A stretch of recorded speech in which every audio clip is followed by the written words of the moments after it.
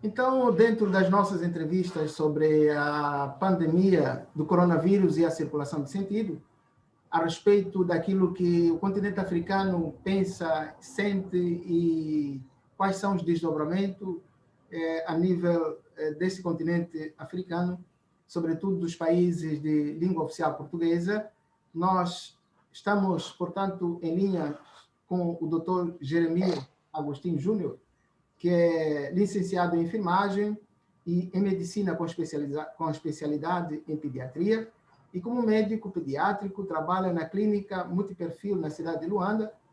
É também professor universitário da Universidade de Belas e Instituto Superior Politécnico Alvorecer da Juventude, onde leciona a cadeira de saúde pública. No início da circulação da pandemia em Angola, Dr. Jeremias Agostinho fez parte da equipe ligada à mídia angolana sobre a mobilização e conscientização das políticas e estratégias de combate do coronavírus no Ministério da Saúde, conforme a recomendação da OMS, que é, portanto, a Organização Mundial da Saúde. Hoje ele se dedica às análises das políticas de combate à Covid-19 na TV Zimbo. Senhor doutor, muito obrigado por ter aceito o convite para prestar esta entrevista à CISEC, que é o Centro Internacional da Semiótica e de Estudos em Comunicação. É com muito prazer que, em nome do CISECO, eu o acolho e converso com o senhor a respeito, portanto, da Covid-19 num continente africano, mais concretamente em Angola. Bem-vindo, e já introduzo a primeira questão. No contexto angolano, a observação desse caso leva-nos a fazer uma pergunta. Como se deu o primeiro caso da Covid em Angola e quais foram as primeiras reações desse caso e como repercutiram as instruções da OMS entre as autoridades, a população angolana, sobre a ocorrência deste vírus? Essa pergunta ela é focada não no sentido político, nem ideológico, nem tampouco partidária. É uma pergunta direcionada a um profissional da saúde, a um investigador e pesquisador na área de saúde. Então, toma a palavra, senhor doutor. Muito obrigado em primeiro lugar pelo convite para poder estar aqui e partilharmos essas ideias relativamente à Covid-19. No nosso país, os primeiros casos da Covid-19 foram identificados no dia 23 de março, que foi justamente nesse período também que o país entrou em estado de emergência, porque foram identificados 3 casos importados da doença. O Centro de Estudos Estratégicos para a África já havia, de certa forma, alertado ao nosso país em como nós tínhamos grandes probabilidades de importarmos casos de Covid-19 da Ásia e da Europa em função das trocas comerciais com esses continentes que são muito intensas. Falamos especificamente das trocas comerciais entre Angola e Portugal, Angola e África do Sul, Angola e também a China. Em função de muitos desses países, à exceção da África do Sul, na altura, estar a viver a circulação comunitária do vírus, era muito provável que a qualquer altura nós tivéssemos casos importados desses países. E foi justamente isto que aconteceu. Nossos primeiros casos que foram identificados no dia 23, eles tiveram origem de Portugal, que foram cidadãos que viajaram para Portugal, onde provavelmente acabaram por infectar-se e então a partir daí transmitir ou acabaram por trazer a infecção para o país. Claramente que em função das estatísticas revelarem uma grande probabilidade de nós sermos muito afetados e afetados de forma muito intensa pela Covid-19, isso não tinha como gerar pânico entre a população.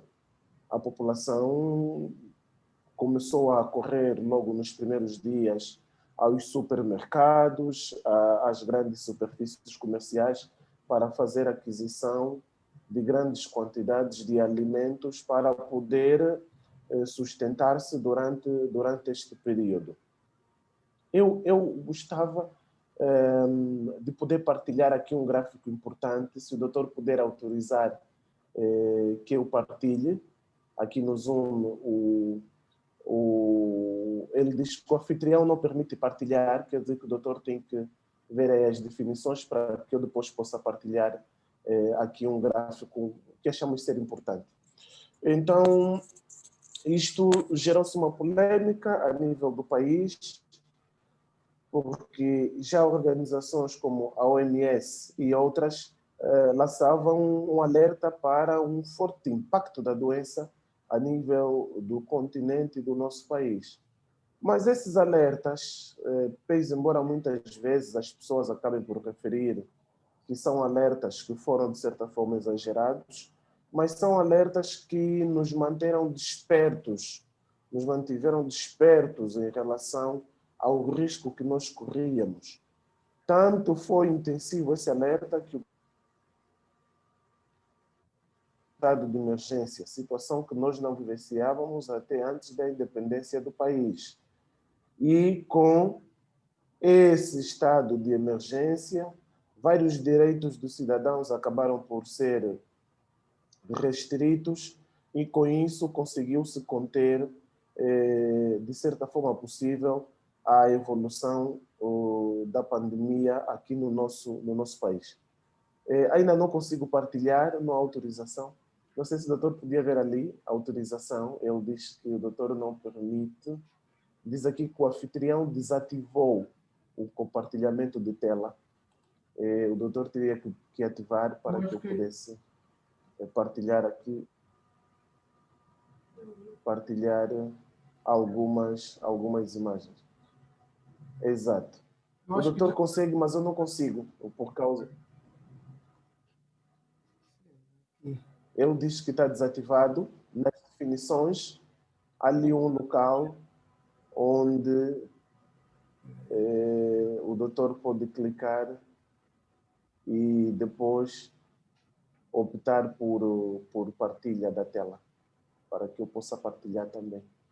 Mas, enquanto isso, eu ia dizendo, então, o número de casos no nosso país, desde aquela altura, foi aumentando. Aumentando o número de casos. Já estivemos numa situação mais confortável. Nesse momento, estamos numa situação de maior aperto, temos um maior número de casos.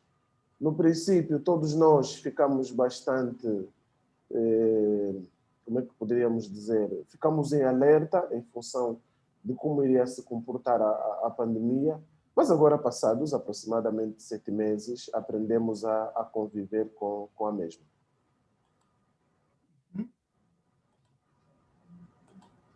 Eu acho que eu não vou conseguir... não consigo... Não consigo compartilhar... Está bem, não faz mal. Sim. Está bem, não faz mal. Podemos voltar ao modo anterior, não tem problema. Ao modo anterior, agora, onde é que... Sim. Ali no topo, o doutor basta dar um clique em parar partilha e voltamos ao modo anterior. No topo do ecrã.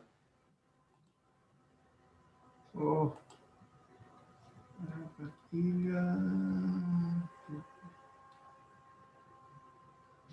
Sim. Ou no topo, ou mesmo aqui nos botões principais, há aqui um espaço onde vem suspender partilha. Isso. Ok. Exatamente. Ok.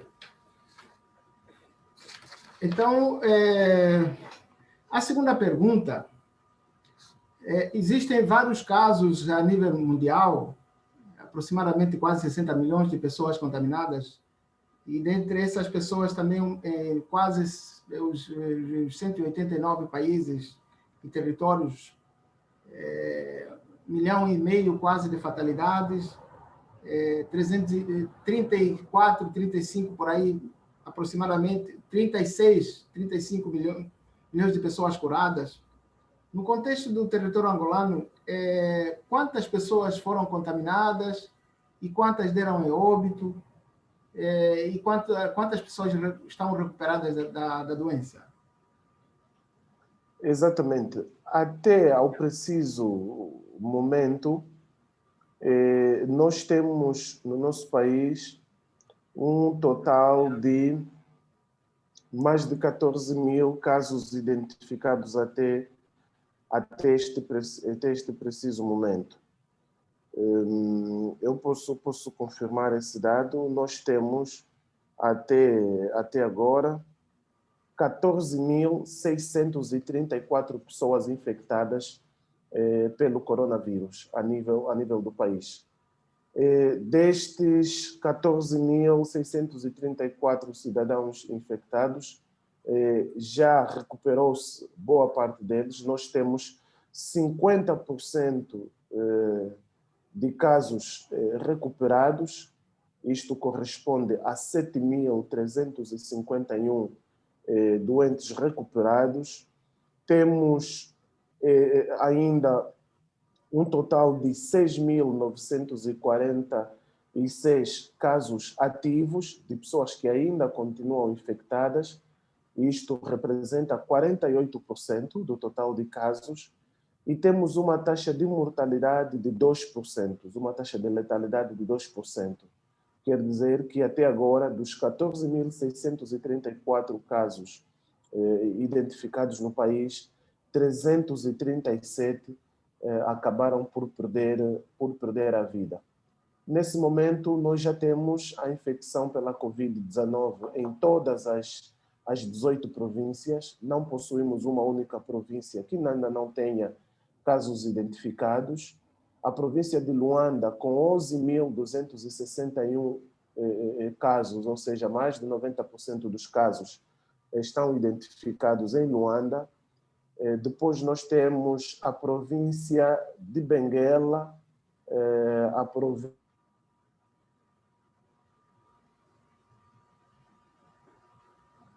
como sendo as províncias a seguir com maior número de casos identificados. Todas elas têm mais de 300 casos identificados. Outras províncias, como por exemplo a província da Lunda Sul, Lunda Norte e do Bengo, possuem menos de 22 casos identificados até esse preciso momento. Então, na verdade, em relação aos outros países, podemos dizer que o fluxo, portanto, o surto de contaminação, como por exemplo lá para a China, né, teria sido originado dos frutos do mar. O nosso caso também dos animais vivos, né? Na experiência, portanto, de Angola é justamente dessa movimentação do pessoal de Portugal para Angola e o pessoal de Angola das províncias para outras províncias. Praticamente este o caminho, ou então a trajetória do vírus no território angolano. Sim, exatamente. Todos os casos que nós tivemos foram casos importados. Os primeiros casos foram casos importados. Só a título de exemplo, os primeiros casos identificados no país, pelo menos até ao mês de março, abril, maio, durante os primeiros meses, nós tivemos 39 casos oriundos da Rússia. Eram estudantes angolanos que residiam na Rússia e que acabaram por infectar-se e depois, no processo de resgate dos cidadãos que se encontravam fora do país, acabou por se identificar 39 pessoas.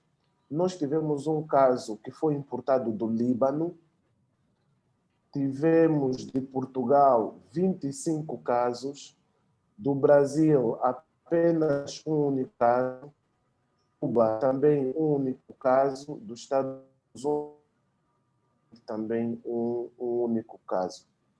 Estes foram os casos importados que nós tivemos até este preciso momento, as origens dos casos importados que nós tivemos.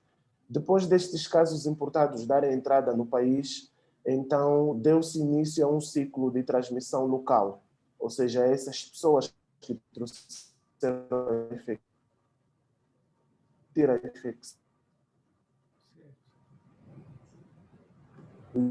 nacionais, depois foi se transmitindo para as comunidades, até chegarmos a essa fase que nós já temos circulação comunitária do vírus a nível da capital, Luanda, e da província de Cabinda. As demais províncias ainda vão tendo transmissão local.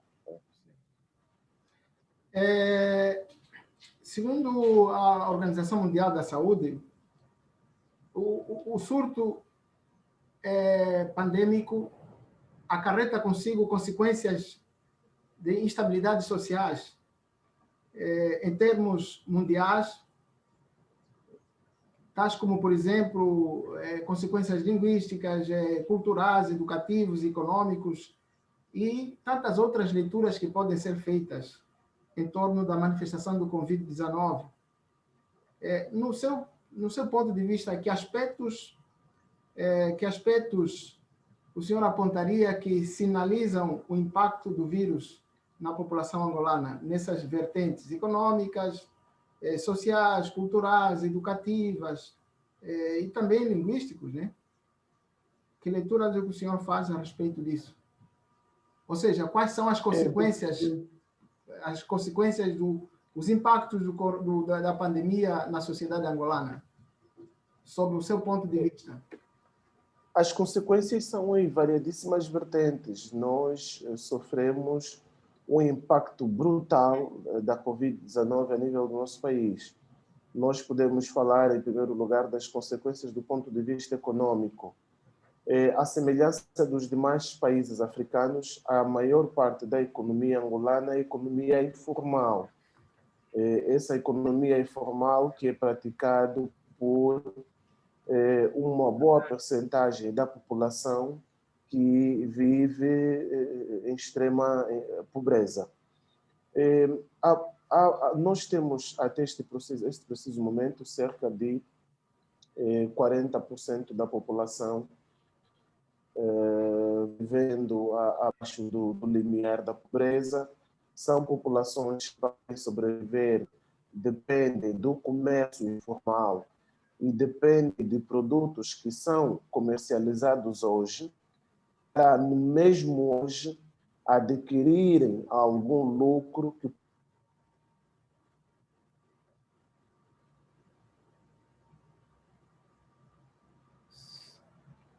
Novamente, nós temos uma falha do sinal, a internet continua lenta e então quase que houve uma interrupção com o Dr. Jeremias. Talvez tenha retomado o sinal.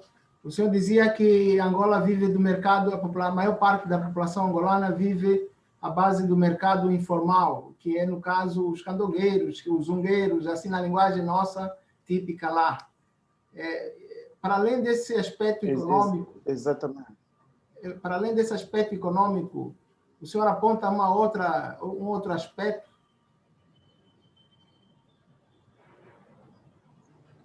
O aspecto econômico foi o aspecto que mais danos causou à nossa população. Certo. Nós vivemos um total de 4 estados de emergência, cada um deles com uma duração de 15 dias, com restrições na mobilidade das populações, com uma cerca sanitária na província de Luanda, que constitui o epicentro do comércio no país, e com a limitação da atividade comercial. As famílias acabaram por tornar-se mais pobres, acabaram por ter menos recursos, tanto recursos alimentares como recursos financeiros, e isto gerou um impacto muito grande. O impacto a seguir é o impacto social. Com o advento da Covid-19, boa parte dos programas de impacto social que o governo tinha, como, por exemplo, para a construção de escolas, construção de centros e postos de saúde, para o fomento do emprego, acabaram por ser direcionados para o combate à Covid-19. E estas medidas foram tomadas em função do aumento dos níveis das taxas de desemprego a nível do país. Então, isto gerou uma taxa de desemprego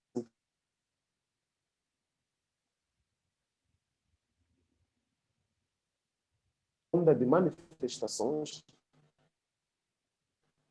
por parte da população, da juventude em todo o nacional, porque o custo de vida aumentou. Os produtos da cesta básica sofreram uma alteração aproximadamente de 300%. A título de exemplo, um saco de arroz que estava em torno de 4.000 kwanzas passou para 12, 13.000 kwanzas. Foi assim com todos os produtos. O próprio distanciamento social e distanciamento físico a que estamos envolvidos levou com que as famílias ficassem mais distantes umas das outras, o contacto entre as mesmas fosse bastante reduzido, gerando de transtornos do ponto de vista psicológico para as famílias. Depois temos o impacto na educação. Encerramos as escolas do ensino primário, do ensino secundário, do ensino médio e do ensino superior, e isto repercutiu-se, gerando mais desemprego na classe dos professores, submeteu as crianças ao domicílio e, com isto, um aumento também dos índices de violência doméstica a nível dos domicílios. As crianças começaram a presenciar mais violência doméstica, entre outros aspectos. Então, o impacto da doença foi, de certa forma, brutal e até hoje continuamos a viver as consequências que a Covid-19 veio causar a nível do nosso país. O doutor fez alusão ao distanciamento social. Esse distanciamento social é uma das estratégias que a Organização Mundial da Saúde recomenda como forma de prevenir e de transmitir a doença. Entre elas, uma boa higiene pessoal, lavar as mãos com água e sabão, evitar tocar nos olhos, nariz ou boca com as mãos sujas, tossir ou espirrar com um lenço de papel e colocar diretamente no lixo, uso de cartazes de conscientização e de prevenção, uso de desinfetante para as mãos com pelo menos um álcool de 60% de volume. E em Angola, como a população ou a sociedade tem acatado e observado essas normas da OMS, principalmente na questão do isolamento social, para evitar aglomerações? É possível, numa sociedade que vive de um comércio informal, um comércio ambulante, e numa cidade assim de lotação máxima, que concentra quase que a maior parte da população angolana em Luanda? É extremamente difícil. O nosso país, os dados do Instituto Nacional de Estatística estimam que o país tenha cerca de 30 milhões de habitantes, dos quais 9 milhões residem só na capital, Luanda, que é, do ponto de vista territorial, a menor província do país. Não tem sido fácil acatar determinadas medidas, porque nós nos encontramos numa situação em que, de certa forma, temos de decidir se corremos o risco de ser infectados pelo coronavírus e perdemos a nossa vida, ou então se perdemos a vida pela fome, pela pobreza extrema e outras situações. O país sobrevive maioritariamente do comércio informal, o que faz com que nos locais onde se faça o comércio informal, que são as praças, os mercados distribuídos pelo país, não é possível nesses locais cumprir-se com o distanciamento físico, não é possível nesses locais fazer com que todos os cidadãos façam uso da máscara, e não é apenas fazer uso da máscara, é preciso garantir que esse uso da máscara seja um uso correto. Também não é possível garantir, na maior parte desses aglomerados, as condições ideais para a prevenção, como, por exemplo, fontes de água para a lavagem das mãos e sabão também para a lavagem das mãos. Nós temos a nível do nosso país pessoas que vivem em zonas urbanas, que têm acesso a residências em condições contendo energia e água. Depois temos outra parte da população que sobrevive nas zonas periurbanas e nas zonas rurais, que tem muitas dificuldades em ter acesso à energia, à água, aos meios de prevenção, como o sabão, a máscara e outras medidas. Nessa população suburbana, na população rural, é praticamente inexistente as medidas de prevenção. As pessoas podem até fazer uso da máscara, mas é fazer um uso para não entrar em atritos com os agentes da ordem pública, com a Polícia Nacional, não em si como sendo uma medida de prevenção. Os decretos da situação de calamidade pública que nós estamos a viver nessa altura restringiram o comércio informal a 3 dias da semana, que é justamente a terça, a quinta e ao sábado. Mas vemos que em muitas zonas as populações vão comercializando os seus produtos, mesmo em dias não autorizados, não vão mantendo o distanciamento, porque não é possível, pois precisam comercializar esses produtos para poderem sobreviver. Depois estamos a falar de meios como o uso do álcool em gel, cujo preço não está ao alcance de todos. Boa parte da população sobrevive com menos de $1 por dia e é difícil retirar-se de $1 algum valor para se fazer a compra da água, para se fazer a compra da comida e depois fazer a compra do álcool em gel. Então, boas parte das medidas recomendadas pelas grandes organizações e que são aplicadas na América, na Europa e alguns países da Ásia, em Angola e em África especificamente, no geral, essas medidas não têm o efeito desejado e nem são aconselháveis. Né? Não são. Uma outra pergunta que poderia dizer fora do contexto, portanto, europeu, se o doutor, quais são, como a população angolana, ou são quais outras ações, à luz dos nossos ritos culturais, têm sido recomendadas no meio da população em termos de combate ao coronavírus? Ou seja, existe em Angola alguma forma de manifestações de discursos negativos em relação à circulação do coronavírus em Angola, a ponto de quase nomeá-la como uma gripezinha, assim como ocorreu, por exemplo, aqui no Brasil? Sim, sem sombra de dúvidas. Sem sombra de dúvidas. Nós temos verificado alguns concidadãos nossos que não acreditam na existência do vírus. Alguns negam sequer que ele exista, e o argumento é que nunca viram algum parente seu infectado, nunca viram algum parente seu que tenha perdido a vida pela Covid-19, não estão a verificar um número de mortes como se verificou na Europa e na América, e que levou à necessidade, inclusive, de criação de construção de valas comuns para se proceder ao enterro dos corpos. O facto de as pessoas não verificarem isso no nosso país tornou-as incrédulas, não acreditam na doença.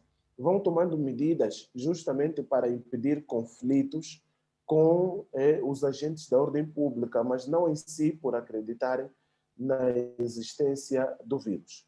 Como também as nossas taxas de mortalidade são, de certa forma, mais reduzidas, comparativamente com os outros países da Europa, então as pessoas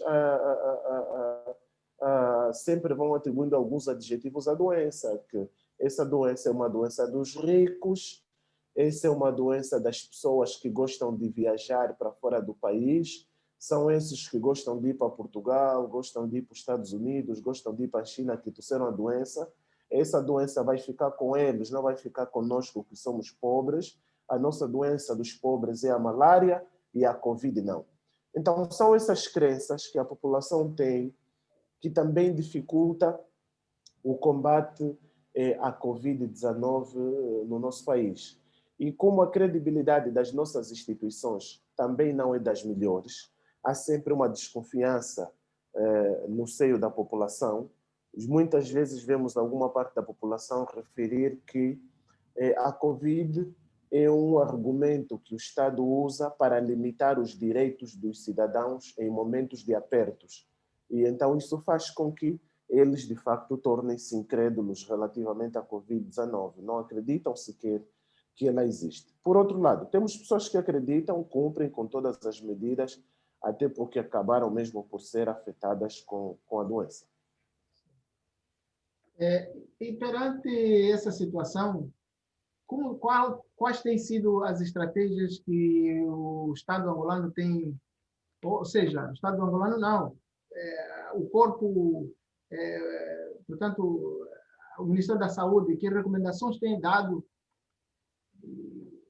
para fazer com que essa parte negativista possa reconhecer que realmente precisa acreditar na existência e na circulação do vírus, não só para os pobres, não só para os ricos ou para os viajantes, mas também para as camadas populacionais mais baixas.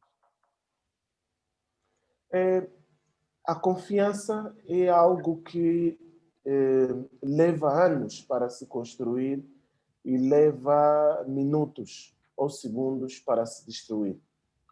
No momento, boa parte da população não acredita nos dados passados pelas entidades, principalmente pelo Ministério da Saúde. Mas nós temos visto, e com bom agrado, que o Ministério tem insistido na sensibilização das populações para acatarem e acreditarem nas informações que são passadas pelas entidades do Estado. Algumas organizações da sociedade civil também têm estado ligadas a campanhas de sensibilização da população, porque a educação, a informação, a comunicação são os únicos que têm eficácia suficiente para derrubar as barreiras que a população põe relativamente à Covid-19. Claro que é preciso ir insistindo cada vez mais, e nota-se de certa forma que à medida que se vai insistindo mais, as pessoas vão acreditando mais na doença, mas ainda existe muito trabalho pela frente, e este é um trabalho que todos nós temos de fazer. Não podemos chegar até aquela fase em que nós temos uma ruptura do nosso sistema de saúde para as pessoas acreditarem na doença. Queremos convencer as pessoas para que acreditem e não tenhamos necessidade de chegar até aos números estrondosos da Covid. Como que voz soa a questão da vacina? Porque em alguns países, quando se fala de vacina, as pessoas não acreditam na vacina. E umas, inclusive, rejeitam, pensando que naquela vacina haja alguma coisa que esterilize, ou então que reporte doença, acarrete consigo doenças e enfermidades, sobretudo quando se trata de uma vacina para uma doença cujos ventos são tanto quanto duvidosos. Há quem diga que o coronavírus tenha sido produzido no laboratório. E ao falar da vacina, como a população angolana acolhe a mensagem ou a notícia da vacina? A nível do nosso país, nós tivemos algumas dificuldades até cerca de 2 meses, quando se estava a implementar uma campanha de vacinação contra a poliomielite.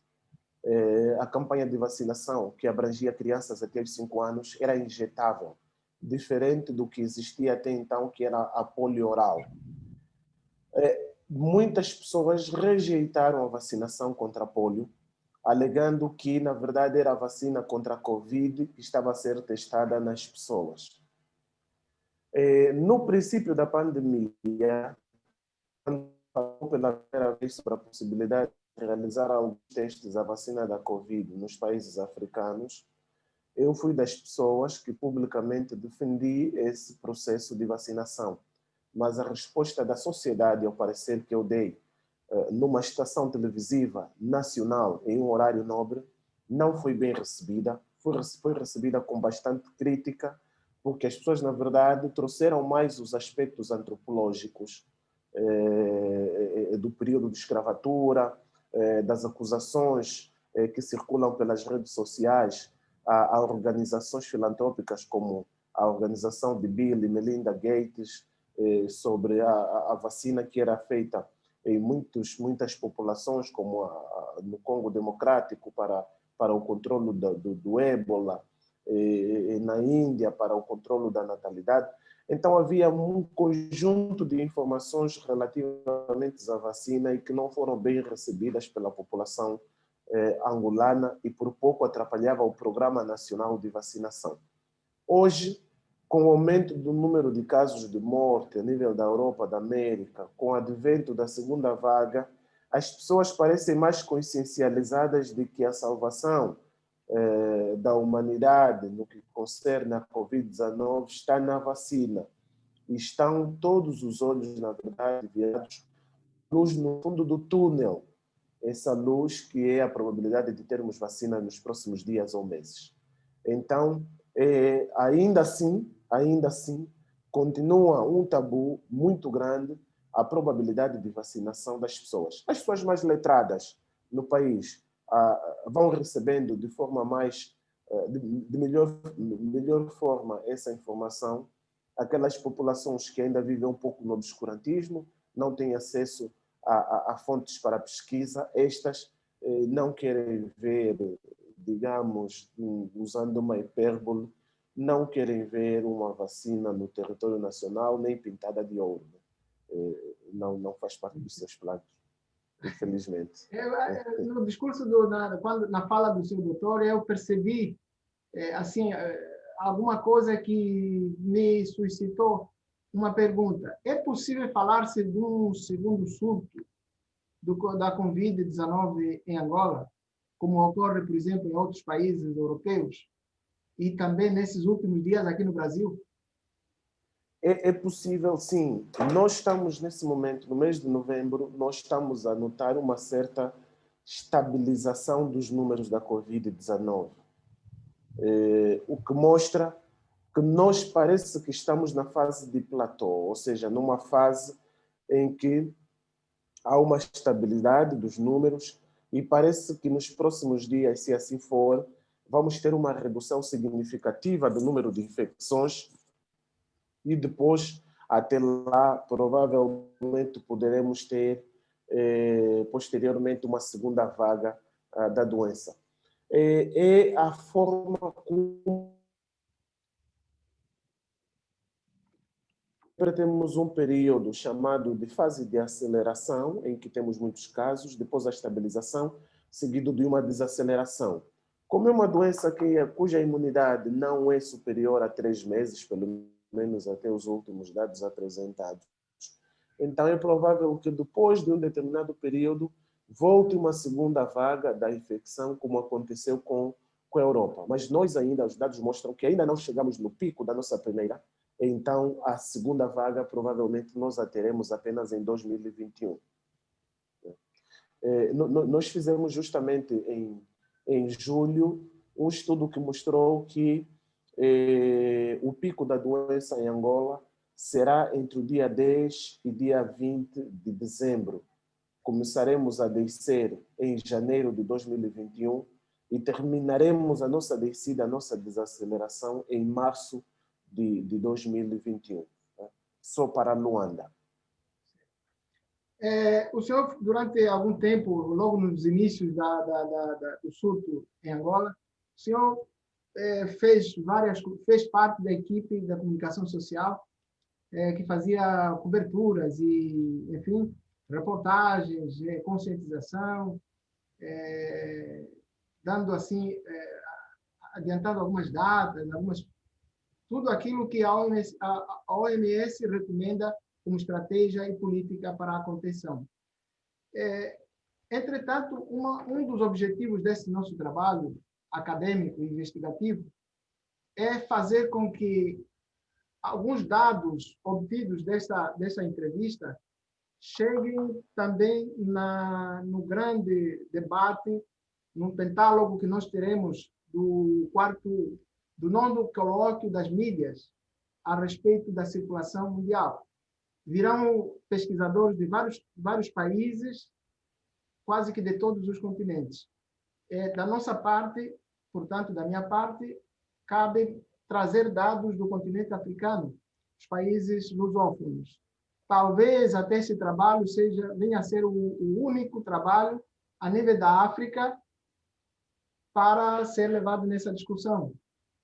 Porque não existem dados assim na mídia internacional, não existem dados que nos reportem a casos africanos do coronavírus, embora entrando no site da OMS a gente possa encontrar referências, mas não existem investigações assim acadêmicas.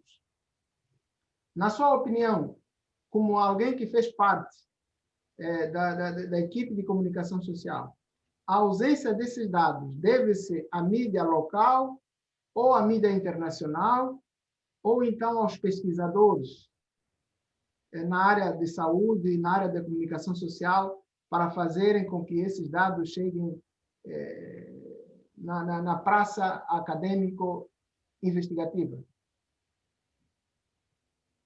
Muito bem. É extremamente difícil falar-se sobre dados relativos à pandemia, não só em Angola, mas no continente africano como um todo. Primeiro porque a democracia e liberdade de expressão não está devidamente salvaguardada em todos os territórios africanos. Por isso é que temos um pouco de liberdade de falar em nome do continente. Da mesma coisa como também a nível do nosso país. Habitualmente, os dados relativos à Covid-19 são transmitidos numa cadeia de cima para baixo, ou seja, da autoridade estatal para a população. Não existe no seio da população instituições que tenham a liberdade e que tenham a capacidade de fazer estudos mais profundos para encontrar dados que até alguns momentos possam ser confrontados com os dados que são transmitidos pelas entidades oficiais. E existe, a nível do continente, muita interferência do ponto de vista político na estratégia de combate à Covid-19. Em muitas situações no continente, a Covid é utilizada para coartar liberdades e garantias dos cidadãos. Então, isto faz com que as entidades locais, as autoridades locais, tenham o interesse de manter para si aquilo que eles pensam que deve ser os números e o comportamento da doença a nível do continente. É um pouco do que aconteceu com o Brasil, onde os números de óbito da Covid-19, se forem anunciados pela mídia que eles são muito elevados, pode causar interferência do ponto de vista político. Se forem anunciados que eles são muito reduzidos, pode causar interferência do ponto de vista político, porque retira o motivo pelo qual os órgãos oficiais poderiam coartar determinados direitos e liberdades. Então, nós não temos a nível da população, a nível da mídia estatal, da mídia privada, uma liberdade suficiente para poder falar sobre a Covid-19 com dados que possam surgir de estudos feitos. Então, isto limita muito os dados que se tem sobre a Covid no continente. Nós não deveríamos esperar que a previsão dos números da Covid no continente fosse apresentado pelos estudos feitos pela Universidade Johns Hopkins, nos Estados Unidos da América. Tinham que ser as universidades locais, os institutos locais de cada um dos países no continente a fazer esses estudos e apresentar os seus resultados. Só que a publicação de eventuais estudos, de eventuais previsões por entes locais, poderia causar represálias do ponto de vista político muito grande. E então nem toda a gente tem a coragem, a ousadia de contrariar determinados números. Como resultado, todos os dados todos os números da Covid a nível do continente são sempre postos em causa porque não existem instituições com uma certa liberdade para falar sobre eles. Nós que às vezes falamos, temos que ter muitos cuidados nos termos e nos números que usamos para que depois não possamos ser vistos como cidadãos não patriotas, né? Exatamente. Despertou em mim uma curiosidade. Eu sou recém-formado, fiz o doutoramento, defendi a minha tese de doutoramento no dia 9 de outubro, que a minha tese foi a circulação da agressividade em adolescentes angolanos que consomem conteúdos com índice com cenas de violência. A mostra eu fiz lá no Colégio Nossa Senhora da Conceição, em Benguela, ali no Povo, porque como eu sou de Benguela, então, dentre 3 instituições que eu me tinha proposto para fazer a pesquisa, era o Colégio Angolano, era Nossa Senhora da Conceição, era Maravilha, Colégio Maravilha, e havia um outro colégio que eu tinha escolhido para fazer a pesquisa. No caso, um colégio público, e 2 colégios públicos e ensino médio, né? E 2 colégios particulares para mais ou menos balancear os dados que haveria de colher. Infelizmente, só a instituição, só o Colégio Nossa Senhora da Conceição me abriu as portas para fazer a pesquisa. E, aliado a isso, como está o financiamento das pesquisas da comunidade acadêmica, por exemplo, dentro de Angola? Quem são as entidades que financiam pesquisas? É possível falar de algumas instituições que financiam pesquisas nas universidades? Nesse momento, boa parte das universidades que têm cursos de saúde, que são cursos muito interessados nos estudos sobre a Covid-19, boa parte delas encontram-se nesse momento encerradas ainda. Não estão a funcionar mesmo depois de obterem autorização, porque não possuem condições de biossegurança para retomarem. Um exemplo claro disso é a Universidade Agostinho Neto, a sua Faculdade de Medicina e o Instituto Superior de Ciências de Saúde. A reitoria, o Ministério do Ensino Superior, Ciência e Tecnologias e Inovação recebeu um apoio da União Europeia equivalente a $1 milhão para estudos relacionados à Covid. O que sabemos é que foram apresentados vários projetos de investigação sobre a Covid-19 e que poderiam beneficiar-se desses fundos para poder-se fazer investigação científica. Temos conhecimento que alguns desses estudos foram aprovados, estão a ser implementados, mas até o preciso momento nós não temos ainda resultados de alguns desses estudos que foram propostos. Vamos acreditar que nos próximos tempos possam ser apresentados alguns. Inclusive, um deles tinha a ver com a identificação da estirpe viral do coronavírus que circula no nosso país. Lembro-me de ter apresentado a proposta para fazer um estudo sobre a dinâmica da Covid-19 a nível do nosso país. Foi numa primeira fase autorizado, depois acabou por não obter resposta até esse preciso momento. Então, isto faz com que nós tenhamos poucos estudos. E, conforme dizia, não é fácil, a nível do nosso país, obter autorização para fazer um estudo que mexa com uma situação tão sensível como é o caso da Covid-19. Ou mesmo outras situações. Ainda são um tabu muito grande falar-se em números e dados a nível do nosso país.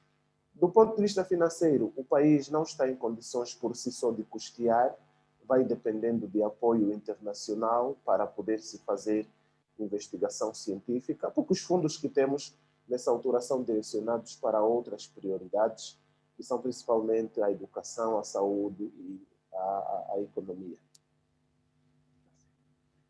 Doutor Jeremias, muito obrigado por este momento tão importante. O senhor poderia deixar algum comentário para a comunidade acadêmica, sobretudo investigativa, mais concretamente ao CISECO, que é dos Estudos, Centro Internacional da Semiótica e Estudos em Comunicação, onde vai circular a página, em cuja página vai circular este vídeo, até o momento em que esse vídeo se transformará num artigo, juntamente com outros depoimentos, outras entrevistas que darei sequência daqui para frente, porque agora esta é a segunda entrevista. Eu pretendo, já agendei uma entrevista de na sexta-feira com o São Tomé e Príncipe, depois farei uma entrevista com Cabo Verde e com Moçambique. O senhor poderia deixar alguma mensagem para a comunidade acadêmica? A mensagem que eu deixava de incentivo é de felicitar por essa iniciativa, pela investigação relacionada à Covid-19 no continente africano, onde serão partilhadas várias ideias relativamente às estratégias e o comportamento da doença em várias realidades. Queremos felicitar por essa iniciativa. Eu penso que o continente acaba por ganhar mais, porque com certeza iremos também, neste encontro, partilhar algumas ideias e receber conhecimento das demais formas e das demais estratégias que estão a ser aplicadas em outras localidades do nosso continente, porque não temos muitas vezes oportunidade de fazer essa troca de ideia. Então, gostava de incentivar, felicitar e, desde já, apresentar a disponibilidade para qualquer dado adicional relativamente à Covid no nosso país. Muito obrigado, senhor doutor Jeremias. Com muito gosto, muito prazer que recebemos o senhor aqui no nosso CISECO. Como o senhor abriu as portas para essa disponibilidade de possíveis dados, tanto nessa situação da Covid-19, quanto em outras áreas que digam respeito à saúde em Angola.